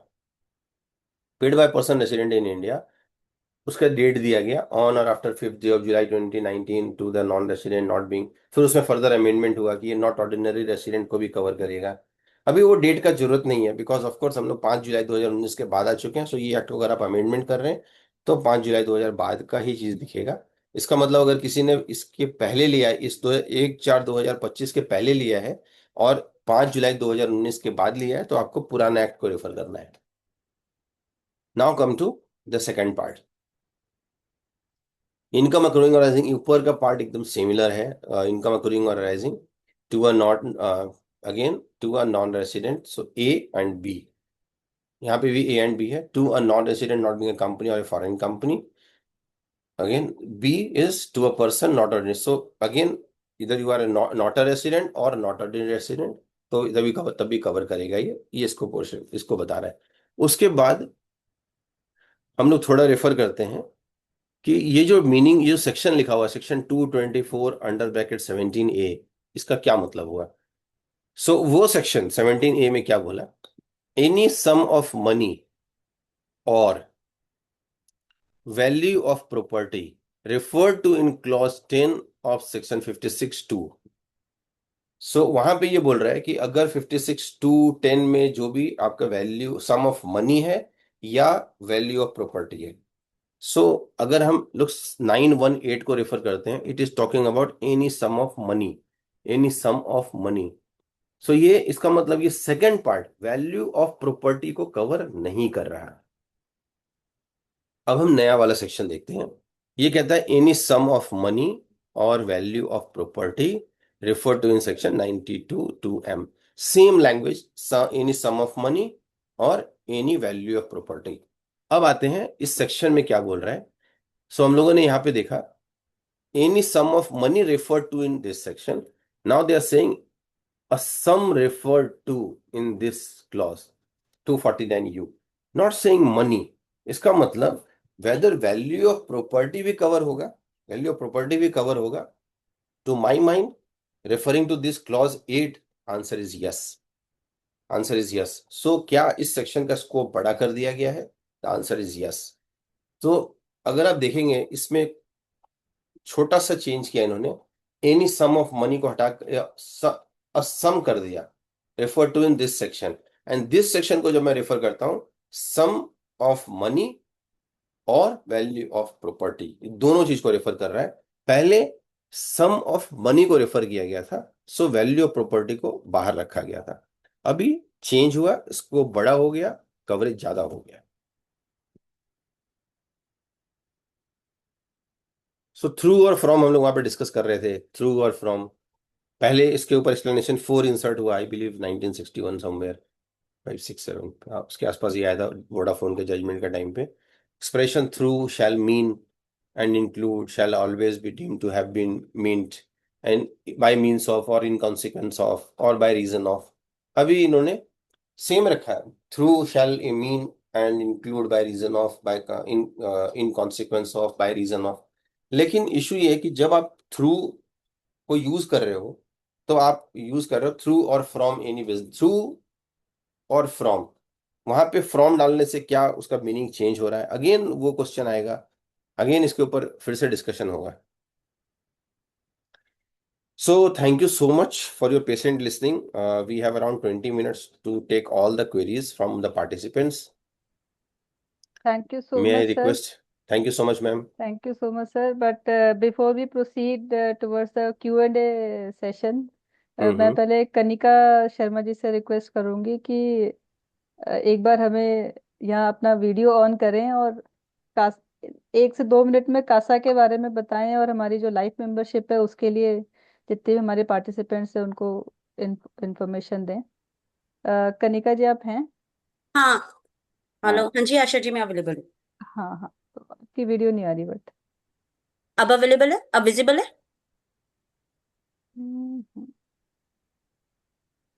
Kanika Remove heart spotlight. Spotlight, Okay, yes हाँ. अब विजिबल है। ओके, ठीक है। Thank you sir. पहले तो आपका सेशन बहुत अच्छा था। Thank you कासा so के much, बारे ma'am. में मैं बाद में बोलूंगी, सबसे पहले तो आपके सेशन की तारीफ करूंगी, आपका सेशन बहुत अच्छा था।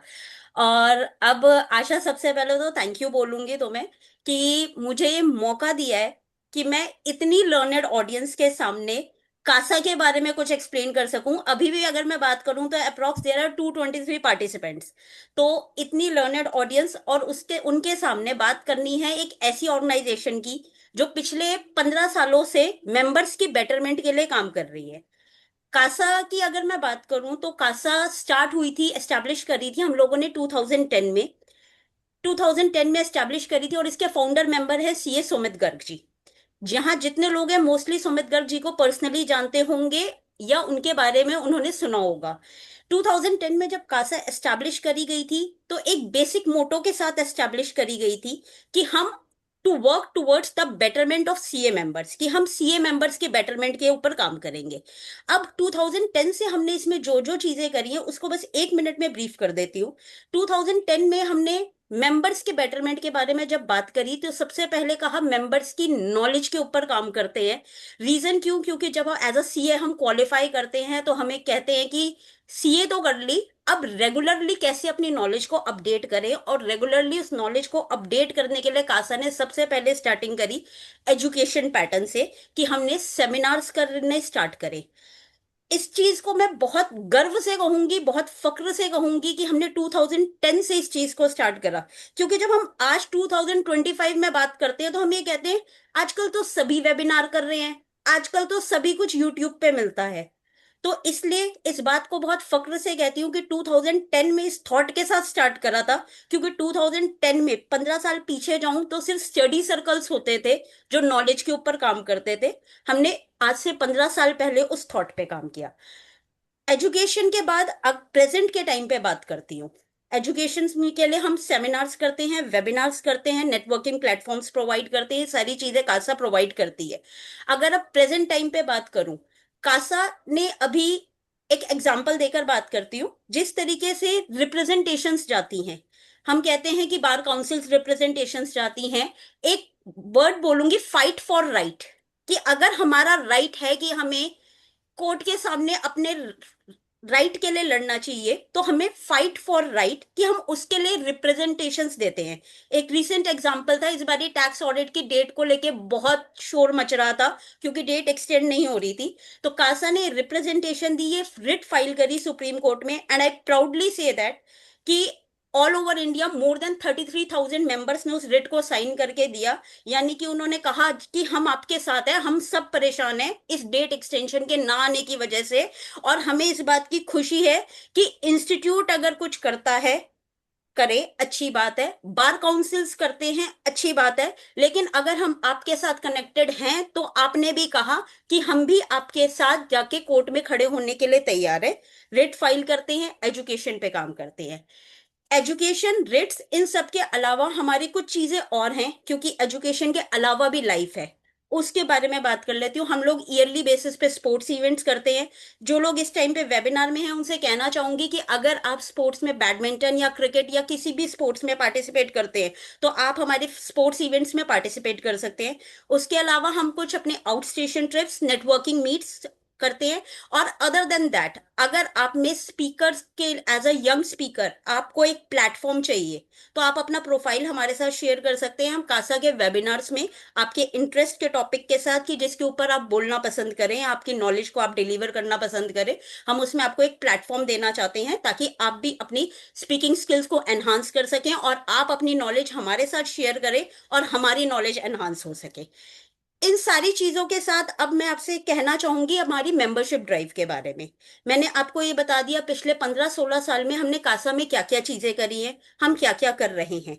अगर आपको लगता है अगर आपको लगता है कि कासा एज एन ऑर्गेनाइजेशन अपने मेंबर्स के लिए अच्छा काम कर रही है, अपनी लॉबी के लिए अच्छा काम कर रही है, तो आपसे सिर्फ इतना कहना चाहूंगी, अगर आप हमसे कनेक्ट फील करते हैं तो हमारी एक मेंबरशिप ड्राइव है, जिसका लिंक शायद अभी आशा ने चैट बॉक्स में शेयर कर दिया होगा। आप हमारे साथ उस मेंबरशिप ड्राइव के थ्रू कासा के साथ as a family member connect कर सकते हैं। हम लोग इसमें एक नेटवर्किंग की एक एक्स्ट्रा ऑप्शंस देते हैं। रीजन क्यों? क्योंकि जब हम लोगों से मिलते रहते हैं, बार बार मिलते हैं, और with the same vision, with the same thought के माइंडसेट के लोगों के साथ मिलते हैं, तो हमारा एक बॉन्ड स्ट्रांग होता है, और तब नेटवर्किंग भी हमारी स्ट्रांग होती है। तो इस यही हमारा मेंबरशिप ड्राइव का मेन मोटिव भी यही है, कि हम अपनी प्रोफेशनल लॉबी में एक नेटवर्क को और स्ट्रॉन्ग कर सके, और हम एक और अच्छी एक ऑर्गेनाइजेशन के थ्रू चीजों को सिस्टमैटिक तरीके से और बेटर कर सके। Thank you. Thank you Asha. Thank you Kanika, thank you. Now coming back to technical session again. तो सचिन सर, एक क्वेरी पहले थी आई हुई इंटेंट के रिगार्डिंग, कि whether intent is more important than the wordings. Actually वो एग्जैक्ट क्वेरी मेरे चैट से निकल गई है, बिकॉज मेरा लॉग आउट हो गया था। इनिशियली आई हुई थी, तो whether intent of the law is more important than the wordings used in the law. Yes sir. So basically होता क्या है, जब लॉ मेकर्स कोई लॉ बनाते हैं तो आपको अपना इंटेंट भी साथ में शेयर करते हैं कि ये क्यों लाया गया है। लेकिन जब वो एक्ट बन जाता है और जब आप फर्दर प्रोसीडिंग्स में जाते हैं, तो वहां पे जो स्टैच्यूट का वर्डिंग्स है वो ज्यादा मैटर करता है, रेदर देन कि इसके पीछे का इंटेंट क्या था।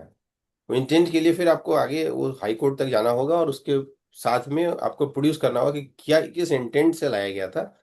आप मेमोरेंडम देखेंगे बजट का, तो उसमें बहुत जगह आपको इंटेंट मिलता है, लेकिन जब आप लॉ पे जाते हैं, एग्जैक्ट जब वो लॉ बन जाता है, एक्ट में आ जाता है, तो आप वहां पे फोकस करते हैं कि वर्डिंग्स क्या है और उसका लिटरल इंटरप्रिटेशन क्या निकल के आ रहा है, क्या उससे उसका कोई मीनिंग चेंज हो रहा है, ये सब चीजें आती हैं।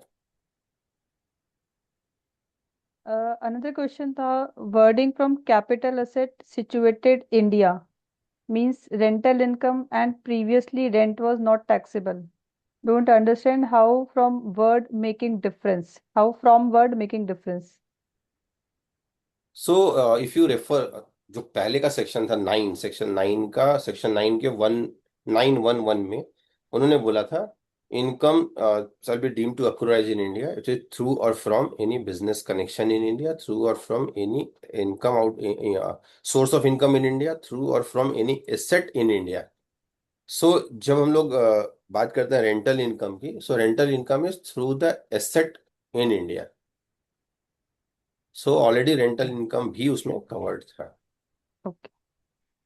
Any other query from anyone? और कुछ कोई अगर डिस्कस करना चाहता है तो वो अपना अनम्यूट करके they can discuss.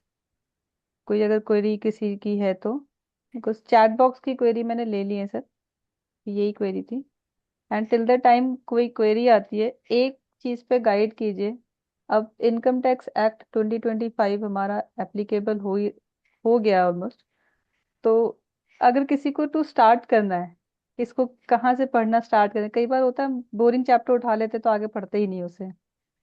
What you suggest to our audience today, कि क्या सोच के और कैसे स्टार्ट करना चाहिए? देखिए, सबसे पहले तो आप वही कीजिए जो जिस सब टॉपिक पे आपका इंटरेस्ट है। समझिए आपका सबसे स्ट्रांग पॉइंट है असेसमेंट, तो आप असेसमेंट में क्या क्या चेंजेस आए उसको रेफर कीजिए। समझिए आपका इंटरेस्टिंग एरिया है नॉन रेसिडेंट, तो आप नॉन रेसिडेंट में क्या क्या चेंजेस आए उसको रेफर कीजिए। या दूसरा तरीका है, शुरू से पढ़ते हैं। शुरू से पढ़ने से कई बार ऐसी चीजें भी आएंगी जो आप उस एरिया में काम नहीं कर रहे होंगे या आपको रेलेवेंट नहीं लग रहा होगा, तो आप उसको पढ़ के अपना एनर्जी और रिसोर्स वेस्ट करने का कोई फायदा नहीं है। सो अभी मेरे ख्याल से जैसे हम लोग भी करते हैं, जैसे नॉन रेसिडेंट के प्रोविजंस हमने पढ़े, जो जो चार्जिंग प्रोविजंस है या जो असेसमेंट के प्रोविजंस है, अपील प्रोविजंस हैं, टीडीएस के प्रोविजंस हैं, जहाँ पे आप रेगुलर बेसिस पे आपको क्वेरी आती रहती है या जहाँ यहाँ पे इश्यूज आते हैं, आप उनके ऊपर पहले, क्योंकि ये आपका इंटरेस्ट एरिया है, आप पढ़ेंगे तो आप डिफरेंस भी आइडेंटिफाई कर पाएंगे और उसका क्या इम्पैक्ट आएगा वो भी एनालाइज कर पाएंगे। और तो और अब इसको साथ में एक चीज और ऐड हो गई है कि अब रूल भी आ चुके हैं, ड्राफ्ट रूल भी आ गया है।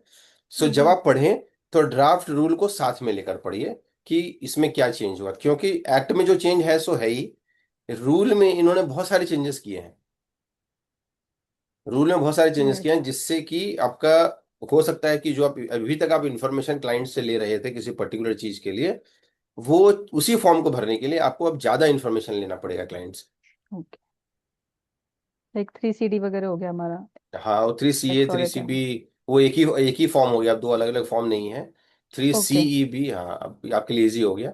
Three C E okay. B में भी इन्होंने काफ़ी चीज़ें चेंज की है, जो ट्रांसफर प्राइसिंग के प्रोविजंस थे, प्लस जो नया अमेंडमेंट हुआ है, क्योंकि जो भी अमेंडमेंट हुए वो नए एक्ट में हुए हैं, तो आपको वो भी साथ साथ में पढ़ना है, क्योंकि जो एक्ट आपका प्रिंटेड कॉपी होगा उसमें वो चेंज अभी नहीं आया होगा, वो जब बाद में आएगा तो आपको नया एक्ट लेना पड़ेगा। ओके। एक क्वेरी आई है, what is the significance of from in income deriving from capital assets, as from has been omitted in new act. Sachin ji mentioned about it but didn't elaborate on the significance. Can you please? अच्छा, वहीं तक है, didn't elaborate the significance. So I think ये जो refer कर रहे हैं, ये this reference is from section 9 again. So एक बार 9 वो में स्लाइड खोल सकते हैं क्या सर, वो वाली, अगर श्योर। ये बाकियों को भी कुछ होगा तो क्लियर हो जाएगा। Section 9, yes. सो आप सेक्शन 9 को रेफर कर रहे हैं, if I am correctly understanding. Yes. हाँ, ही wrote, हाँ, नीश। तो अभी जैसे पहले यहाँ पे लिखा हुआ था, पहले लिखा हुआ था क्या वो देखते हैं पहले। Through or from any business connection in India, through or from any property in India, through or from any asset or source of income in India. पहले ये टर्म ऑलरेडी थे, अभी इसमें कोई चेंज नहीं किया उन्होंने। थ्रू और फ्रॉम ये तीनों टर्म को सिर्फ पैराफ्रेज कर दिया। Any asset or source of income in India, पहले बिजनेस कनेक्शन था पहले, अभी उन्होंने बिजनेस कनेक्शन को तीसरे में ले गए, any asset or source of income in India. पहले भी ये था asset or source of income in India, if you can see. उसके बाद था एनी प्रॉपर्टी इन इंडिया, पहले भी ये था any property in India. Business connection in India, ये भी था बिजनेस कनेक्शन इन इंडिया। ये टर्म पहले जो थे एज इट इज है। जो मैं चेंज हाईलाइट कर रहा था वो ये कर रहा था कि ये जो फ्रॉम वर्ड है, ये सिर्फ ये तीन में है। लास्ट क्लॉज जो है, capital asset situated in India में थ्रू तो है, but through or from word नहीं है।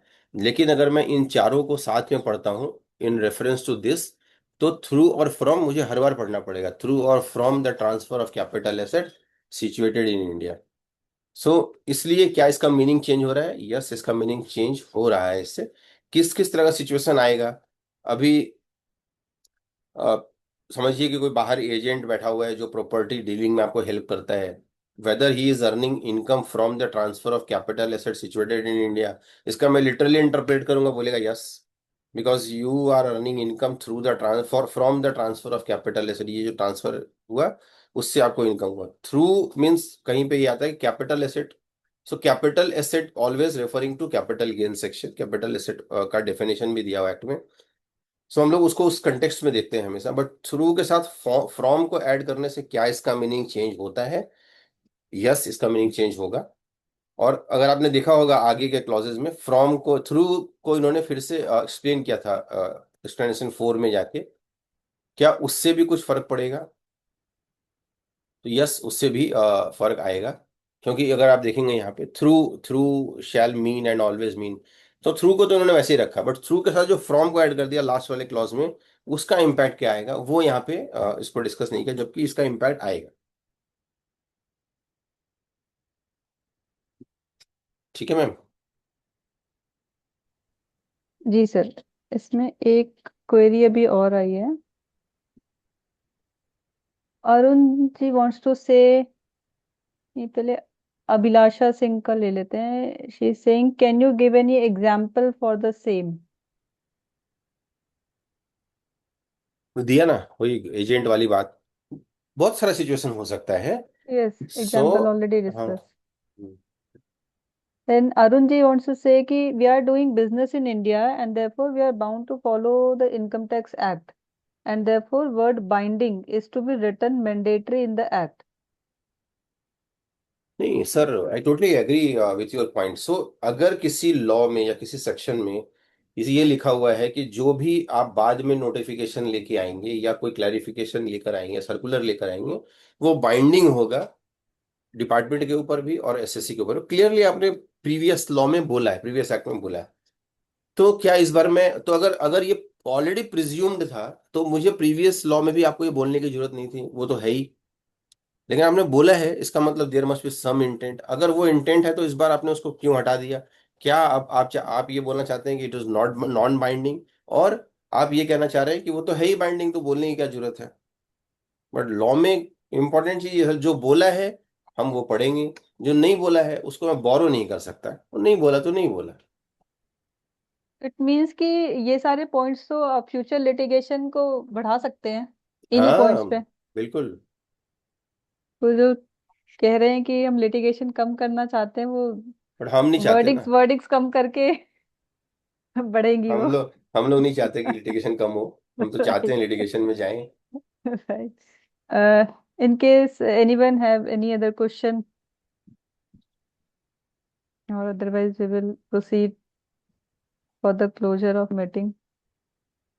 तो क्वेश्चन सारे आंसर हो गए हैं। तो देखो, दो ही सिचुएशन में क्वेश्चन नहीं आते हैं, या तो सब कुछ अच्छे से समझा दिया या नहीं नहीं सेकंड वाला नहीं, ये वो सेकंड वाला तो नहीं होगा सर, फॉर श्योर। तो चलो ठीक क्योंकि है। Many thanks Pooja ji saying. तो नाउ कनिका जी से रिक्वेस्ट करूंगी to give formal vote of thanks.